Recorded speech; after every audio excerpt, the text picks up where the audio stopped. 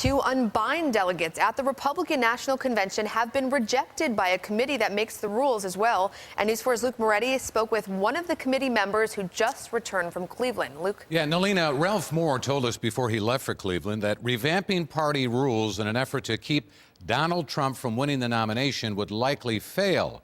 He was right.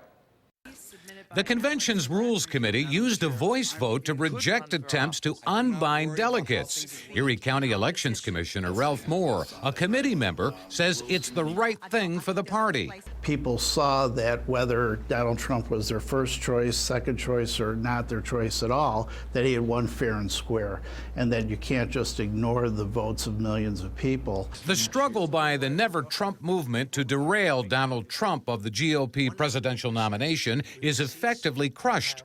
It appears uncertain whether its backers could gather enough support to force the full convention to revisit the proposal when it convenes Monday. As the night went on, there became a realization among the vast majority of the delegates, and I'm not saying everybody, right, but the vast majority of delegates, that it was time to move on, that the will of the electorate should be respected. The convention's Rules Committee is dominated by Trump backers, as well as national and state GOP officials.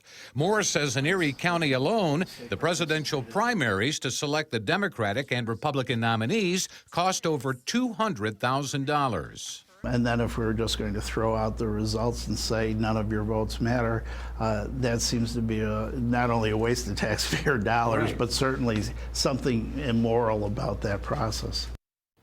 Well, the Conscience Clause amendment would have freed delegates from the results of primaries and caucuses. The committee did vote to have a study group review the presidential nomination process, which could impact the primary and caucus calendar in the future. Luke Moretti, News 4.